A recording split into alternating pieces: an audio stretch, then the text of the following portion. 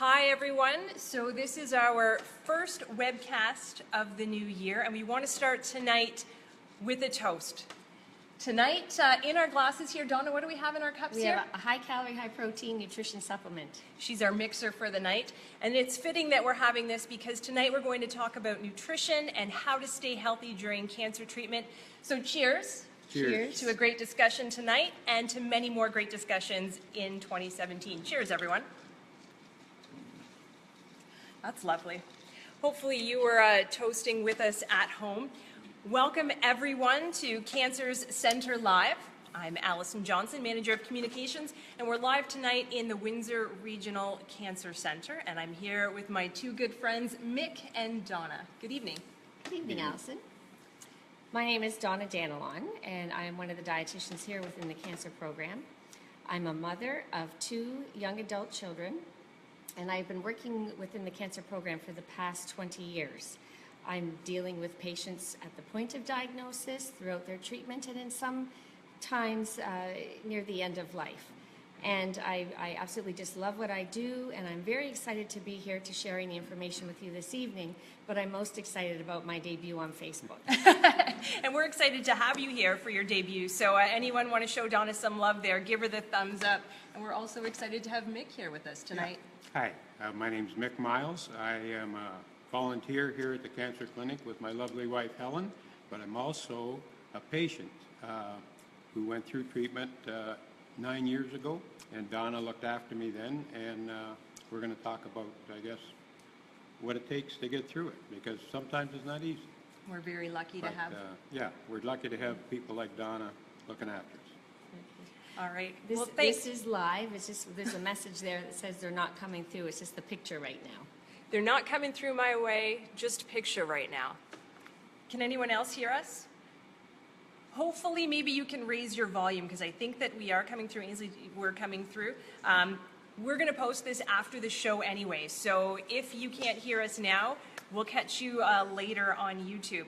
Now, what I want to talk about right now is what this program is all about. This is Cancer Center Live. We bring you a topic every month, and we bring you the guests. We've got 2 great guests with us tonight, but we want you to drive this conversation. So that means you ask the questions, you share any concerns that you have, and any advice that you have for others, because this is all about making connections and getting the discussion going. So to get us started off tonight, we have 2 questions that we want you to think about during this conversation. Number 1, and this is a conversation that I think Donna has quite often, but what foods kept you healthy during your cancer treatment, or a loved one? We're looking tonight to hear from anybody who's gone through treatment, who's gone through it with a loved one, or is currently going through the treatment. And the second thing that we want to talk about tonight, and we want to hear from you, because I understand, and we're going to talk about this as well, that cancer messes with your taste buds a bit, or at least the treatment does. So what can you do to make food taste better, to help it go down? What are some tips? So we've got some of those for you, so stay tuned for that. But we're going to kick off the conversation right now with Mick. And Mick, maybe you can tell us a little bit about your cancer journey and also the role that food played in that. Well, I had head and neck cancer, and my treatment was a combination of chemo and radiation together over a 6-week period. And it messed with my taste buds and my saliva glands, and some of it is carried over and permanent. But during treatment, initially it starts out, everything's fine, but as the treatment goes on, it got harder and harder to eat and to get nutrition down. That's when Donna came in, along with my wife Helen, and worked on what I needed to maintain my my strength, because there was a lot going on fighting the cancer, and you need to keep your strength up.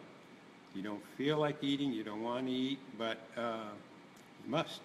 You must. And so, maybe Donna, you can jump in there and talk a little bit about how important is it to make sure that you're getting the right nutrition during treatment? Yes. It is so important to be sure that you're maintaining your nutritional intake. Number 1, we want to be sure that you're not losing too much weight. but getting adequate nutrition can help your immune system. Losing too much weight may impact your ability to tolerate the treatment. So it's very important that you're being adequately hydrated and you're getting enough calories and protein. You're going to hear me talk about protein quite a bit tonight. Now, tell me about these shakes that you mixed up for us. Well, oftentimes when patients lose their appetite for one reason or another, or they may have different symptoms that are impacting their ability to eat, we do have to rely on high-calorie, high-protein drinks. Now, there are numerous commercial supplements out there in the retail grocery stores and pharmacies. We are toasting with one this evening, but there are also several that you can make at home with high-quality ingredients. And we do, at times, like Mick, for instance, with head and neck cancer, some of those patients have to rely on those throughout the entire, the last couple weeks of their treatment. Now, when we talked before the show, Mick said that he hasn't had any of this since the treatment, and we talked about how a lot of times it's really hard to get down, but you just went back for seconds. Well, You have an option there too. Yeah, There's yeah, water, I and got I did water, as well. too. Actually, it didn't taste. this is not a horrible tasting drink. Yeah. I don't use it now because I've recovered adequately that I am able to eat normal foods. Now, like I said, my taste buds are different, odd, whatever. Everybody's journey is different. Exactly. So I don't want anybody to think that I'm typical of what you're going to end up, because everybody's cancer is different, everybody's treatment approach seems to be tailored specifically for them. So the end result, hopefully good, but the ongoing or lingering side effects are going to be different. Quite often there are none in the saliva and taste buds that you recover fully. I didn't. A little minor price to pay in the big picture. I don't have a problem with how I am now, based on 9 years since I was in treatment. The treatment was tough, and it can be for some patients, but and I got to the point where the supplement and IV was all I was going on. But we between Donna and my wife Helen, and my daughter also, who was quite helpful in nagging and keeping after me, we never got to the point of a feeding tube, so that was a good thing. But if you get to that point, it's an option, and if that's what it takes, you got to remember that's what it takes. Now, how difficult is it to balance the need, like you're saying, and it's easy to say now, right? You know that you need that food to stay strong, with what your body's telling you, don't put that in me. And, this shake may be great, but it tastes not so great right now. When I think when your body is dealing with the chemo and the radiation, it doesn't want this type of stuff. Yeah. So it was it was mind over matter, and luckily I had a few minds to overcome my matter and make me take it. Now, the type of cancer that you went through, Mick, the side effects really were dealing with the head and neck. But many patients will have changes in taste for one reason or another. They could have infections inside their mouth. It could be the effect of the chemotherapy. And unfortunately, in some cases, the disease itself, or if they have brain cancer and brain involvement, actually the involvement of the cranial nerves, of some of those cranial nerves, can also impact taste. So it's very difficult, and you really have to meet the patient where they're at, and each individual person will have their own preferences. One of the easiest ways that we try to facilitate tolerance with these drinks is to put it over ice, which is what we've done today. And many people can't handle thick, sweet things inside their mouth, and the ice will cut the sweetness. It makes it very thin, and it also cuts that medicine taste that some of these supplements can have. Now, we just got a comment from somebody out there named Patty. She says, Donna, you helped her mom. Oh. And I think that you help a lot Don't of make people me here. cry on my debut in Facebook. That's okay. We've got the Kleenexes out here. But thank you, Patty, for sharing that. And I suspect Thank that you. you help a lot of people. And that's why she's here tonight. So if you're just joining us, welcome to Cancer Center Live. Tonight we're talking about nutrition and the importance of maintaining appropriate nutrition when you're going through cancer treatment and some of the difficulties and how you balance that. And you've got Donna right here, and you've got Mick right here, two people who know very well what you might be going through right now. So ask your questions. This is the time. And also, if you have anything to add to this discussion, add it. Now's the time to make those connections. And Donna, I want to ask you, Mick uses the word nag a lot, and his wife Helen is here today, and she Support. used the How about word nag a support? lot. But how difficult is it to get people, you know it's good for you. My daughter, my 8-year-old daughter knows that carrots will make her strong and healthy, and she needs that, but I can't convince her. So how do you convince people that you need this? It is one of the biggest challenges that I face on a daily basis. But my firm belief is that you really have to meet the patient where they're at. I mean, first you have to decide on what they're willing to change and try to work with them. As I mentioned earlier, everybody has their own food preferences. They have their own beliefs. And conversely, you have families who feel very strongly about Yes. feeding, and patients may not have an appetite. And food is very symbolic of love and nurturing. And family members and caregivers may see that as the patient giving up or failing or not trying hard enough because they're not eating. So it really takes a lot of discussion with family, with caregivers, with the patient to get everybody on the same track and on the same page, so to speak, so that everybody understands what each other is going through, and then try to work through with their food preferences, what they're handling inside their mouth, what they can handle with their different side effects of treatment. I mean, there are very many side effects that really will interfere with their ability to eat. So And when it's a work in progress every day. I'm sure. And when you were just talking about that, it reminded me on my way here today, I heard a commercial on the radio, and it said, "Food is love." Oh, exactly. And it just like reminded me of everything that you just said. And in some families, when you don't eat, it's also an insult. And so, Mick, I want to ask you, aside from the physical effects of a changed diet here, what were the emotional and social effects of the change in eating, or were there any? During treatment, Yeah, when you didn't eat the Well, same as. when I didn't eat the same, but I also didn't behave the same. I was ill. Right. And I volunteering in the cancer clinic, I see patients come in, and you can see when they come in what point they're at. And a lot of them, through modern medicine and the wonderful support system they have here, a lot of them go through the treatment, and they're not significantly impacted as far as their social behavior and their work environment even. I see patients come in and they've been at work and they've done things, and then they're in for their treatment. I see other patients who are having to be helped in by a loved one, and you know that those people's lives are significantly changed. So it's, I can't say my social environment when I was going through treatment totally changed. I didn't want to see anybody or socialize or anything, but my support group was there to humor me, keep me as comfortable as possible, And nag. support. And nag. In a and- nice in a nice way. way. In a Nag nice in a way. nice Yes, way. absolutely. Nagging with compassion. Yeah. I So- like that. Yeah, Yes. yeah. A compassionate nag is Here we always go. appreciated. Yes. But everybody's where they're at. When you meet them where they're Exactly. at, if they want to be as normal as possible, I believe. Yes. And so, but if it's not able to be done, then you have to respect that and make it as comfortable as possible in the new situation they're in.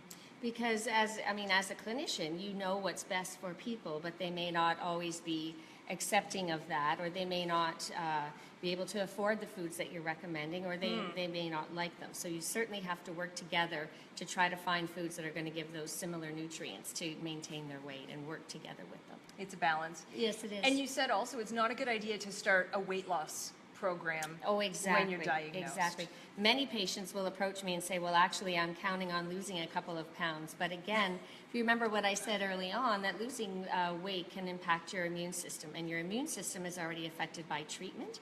So it's very important that you're trying to maintain your weight and your nutritional status throughout this.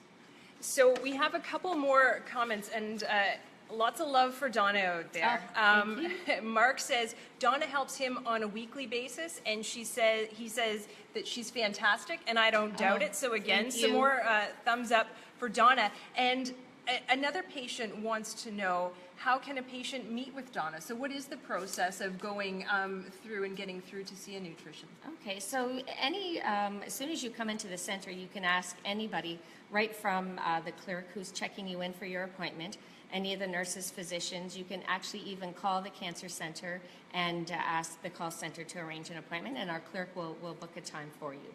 If you are here on treatment, we do our best to match our appointment visits with your treatment, so we're not having you wait here for extended periods of time. And if you come on the right day, you can also see Mick. That's right. Cheering He's here. here Monday afternoon. Monday afternoon, yeah. Yeah.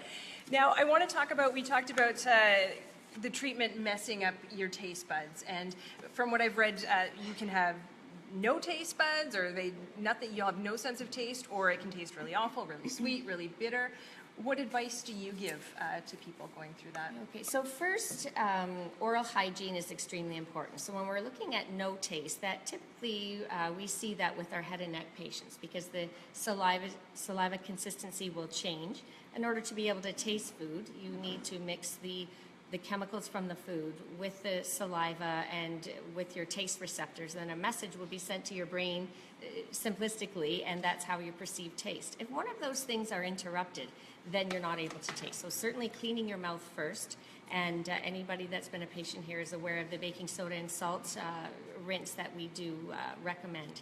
Certainly in a person that doesn't have a taste, having stronger spices, but again, if you're undergoing treatment and your mouth is sore, you certainly don't want to have any harsh spices, because that may make things worse for you. Having neutral flavored foods, if foods taste extremely distorted, like bitter or metallic. Metallic, we like to use plastic utensils, and that is something that really is a trick. If something is extremely salty, believe it or not, if you get a sugar in a salt shaker, be sure that you label it and sprinkle salt on that extremely salty food to taste, and vice versa. If something is extremely sweet, you can add a little bit of salt. Yeah, you want to sprinkle a little sugar on the extremely salty food? Yes. Okay. Yeah, to counteract the Yeah. two. If foods are tasting bitter, or you can try marinating or using sweet and sour teriyaki sauces. But again, these are wonderful suggestions, but it really depends on the status of the patient. If you have mouth sores, or if you have nausea from chemo as well as a taste change, a sweet and sour or teriyaki dish is not certainly going to be very appetizing. So really up to the individual. It's trial and error. There really is no science behind it. Number one is to be sure that your mouth is clean at all times. Anecdotally, I've had patients tell me that they freeze grapes and they put them, take one or two before a meal. If you don't have a lot of saliva like Mick, but you're far from treatment, having something sour just before, like lemonade or cranberry juice just before you eat, may help to stimulate some saliva if you have saliva glands that are working. So again, it's very individual. There unfortunately is not a stamp answer for all of these questions, but. Right. So if you keep an open mind and try. Exactly. Keep trying. Like you say, everything, it's not one formula for each person. Everybody's got to figure it out. And the key is not to give up, because No. your taste is going to change throughout your treatment. What you may try on a Tuesday, the following Wednesday it may taste completely different. So Mick is right. He's very positive, and it's so important not to give up and to continue to try these things, because as your journey moves along, your symptoms and your ability to tolerate food will also change. It's things that you don't even think about, right? Or even maybe take for granted our sense Exactly. of taste. Yes. And Yeah. Mick, that you said you had your treatment a while ago, and it was different then, and the effects were a little longer lasting. So have you found something that works for you? Oh, yeah, my wife. Who's here with us today? Yes. But if Helen will say, oh, this is really good, and I'll have some and believe her. So it's worked out pretty good that way. But if I don't know what it is going in, I couldn't tell you. Like, I can't pick things out. But again, I enjoy eating things, but I think I can distinguish sweet and salty, and if it's enjoyable. But it's not, I'd never be a wine taster or anything like that. But again, it's a minor issue in the big picture of things.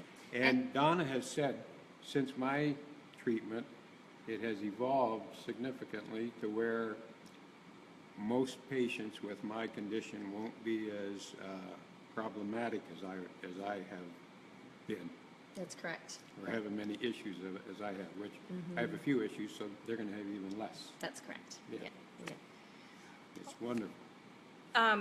We were looking online before I came here. I found a couple links on the Canadian Cancer Society and on the Mayo Clinic about some different tricks that you can try. That the plastic fork one was in there. But after the show, I'm going to post those underneath here, so in case anybody else wants to check those out. If you're listening right now, please share your tips, because like you said, it's individual. Everybody has their own thoughts, their own tricks. Maybe I like the freezing grapes one. Yes? Yep.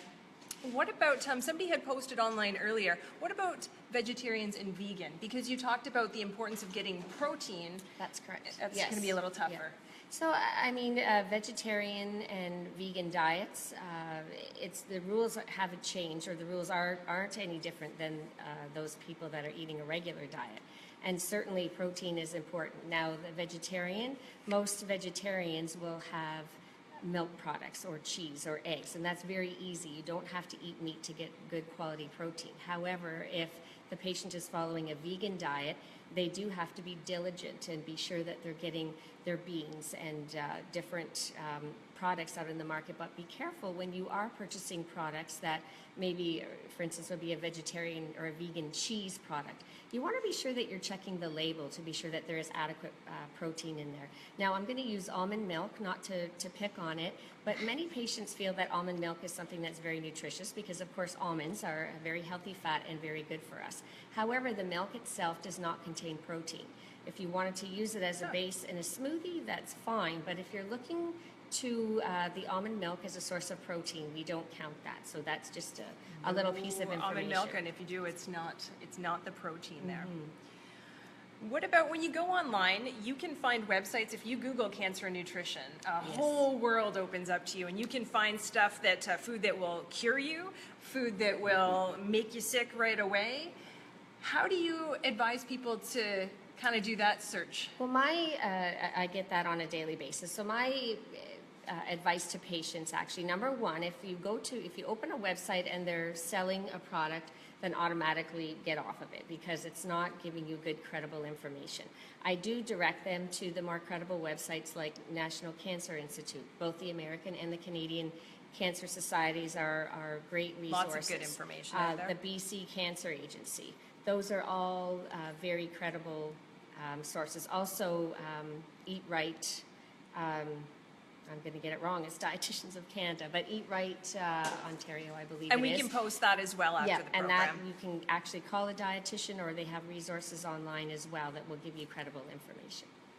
All right. So again, lots more comments out there, but we really want to hear your questions for Donna. We're going to be here for a few more moments, so if you have any questions, get to them. One thing that I want to talk about is, what about after your treatment's done? What happens to your diet then? Well, if you're Mick, you still have to come and see the dietitian until your weight is back up. But if we're looking at survival issues, this also is very important, that once you've been through your cancer diagnosis and you've finished your treatment and you're starting to feel well, it's very important to be aware that we still want to keep all of you healthy. We do know that certain dietary factors can be involved with increasing a risk of cancer. And again, one of those important factors is your body weight. So some people may gain weight during cancer treatment, believe it or not. Most people lose. However, if you are overweight, once you've finished your treatment, that's a great time to take a look at your diet to be sure that you are cutting down and eating a well-balanced diet, we want to be sure that you're not getting too much fat. You don't need to go low fat, but certainly just, lean meats. Stay away from excess sugars. And this really is so that you're not getting extra calories to put on extra weight, which is going to increase your risk. Cardiovascular concerns, unfortunately, you've been through cancer treatment, but that does not, make you immune from suffering any cardiovascular events. So all of these things that were important prior to your cancer diagnosis must still be maintained after. But if I can just jump in about the sugar. Yes, This that's is, a big question out yes, there. You this can is- find a lot of information about that online. About, I get asked on a daily basis, does sugar, feed cancer? And, really what we want people to understand is that sugar is, or glucose rather, which is the sugar that is in our bloodstream. And this is a byproduct of digestion from every food that will contain a natural sugar, such as very healthful fruits, the milk sugar that is found in milk, any of the grain products, whether it's brown rice or whole grain bread, all of those foods will break down to the finest form of sugar, which is called glucose. That is our main fuel. We cannot survive without it. So cancer, unfortunately, is living inside of our body. We need to feed our body, so it's feeding off our body. You can't starve yourself to starve the cancer. However, eliminating sugar completely from your diet, including eliminating all those food groups that I just mentioned, will not prevent the glucose from being produced in your system. Our livers will actually start to produce it.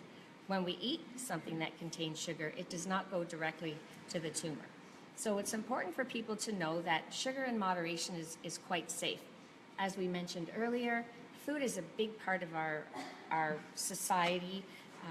We have comfort foods. We have foods that we are enjoying with our families and our loved ones. We've just been through the holidays. Certainly we don't want excess sugar, but we don't want our patients to be afraid when they have a cookie or a piece of pie that all of a sudden their cancer has grown a little bit more.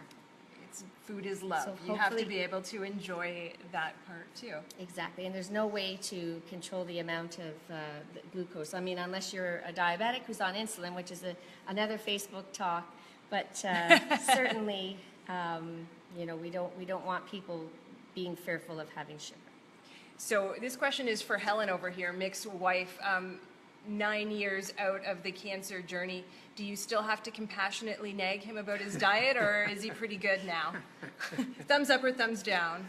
I consider myself a motivational engineer. Oh, I'm going to use that term. Helen says she's a motivational engineer. I like that. So we've got compassional nagging and motivational engineer. So lots of people. Doing both. Yeah. Doing both, yeah. Now, Mick, I want to ask you, did you ever go back to enjoying food the same way that you did before the diagnosis? Was it ever the same? No,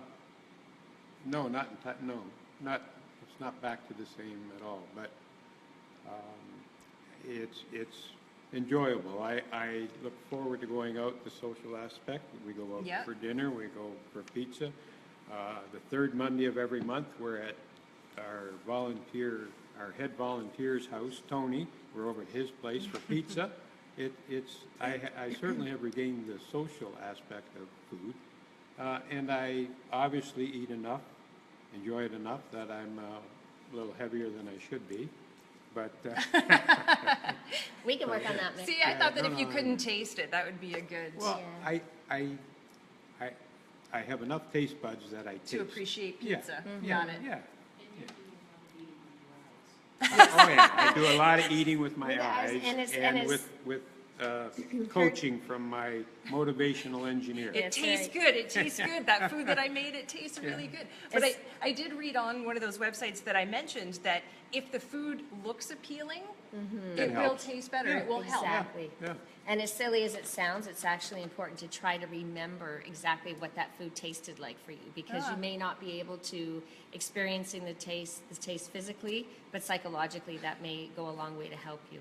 And then maybe you can go back and try all of the stuff that you didn't really like the taste of before, but you knew it was good for you, like maybe Brussels Yeah. sprouts Yes, or exactly. fish, all that Yeah. stuff. I That can Liver. do those now, because I don't know I don't like them.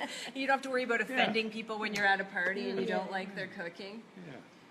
All But right. now, patients who are going through treatment, who are having trouble eating and they're not enjoying it, we must remember that it's a requirement as part of their treatment to maintain their health. That's right. You know, they need the fuel to help fight the fight they're fighting. Yeah. It's, So if it's, I'm not going to eat because I'm not enjoying it, maybe, well, I'm going to eat because I need to. This is Exactly. critical. And there's light at the end of the tunnel for a vast, you know, most of the patients I see come through the clinic, and Donna, I hope, will agree, like, it's tough now, but just remember the goal. You know, Yep. you want to get through this. And Good nutrition is Yeah. definitely part of your treatment. Yes. and I think that's a good note to end this discussion on. And I want to thank both of you for joining with us tonight, for sharing all of your expertise and your experiences. And Helen, thank you for nagging him and making sure that he followed through in his diet and could join us today. And Donna. Absolutely. And thank you for the work that you do in the volunteering here at the Yes. Cancer Center. Oh, You bring it's- smiles it's to very many important. patients. It's They more both than do. enjoyable. Yeah. Yeah. Look at all those hearts that you're getting down there. Thumbs up and hearts for Donna and Mick. And thank you to all of you at home for joining us tonight and for adding your voices to the discussion. If you're watching this after the fact, pre-taped, you can still post your questions and your comments, and we'll feed them to Donna and Mick, and we'll get back to you with any questions and information that you might need. So thanks for joining us. We will be back here in the Cancer Center the next third Wednesday in February, and that is February 15th. Day after Valentine's It's Day. the Yes. day after Valentine's Day. I hope you'll be taking Helen out for some nice food. Yeah, big meal. Whatever she wants. Whatever she wants. There you go. So because it's the day after Valentine's Day, we are going to talk about what it's like for a spouse going through the cancer journey. So going from that role of companion and all of a sudden now being the lead caregiver, what's that like? And we've got a great couple who is ready and willing to share their journey with us. So they will be here February 15th. I hope you will be too. In the meantime, if you have any questions, if you have any comments, anything that you want to add to that discussion or this one, please keep posting, keep watching. Thanks for being here with us tonight, and we'll talk to you soon. Bye-bye. Thank Bye you. now. Thank you.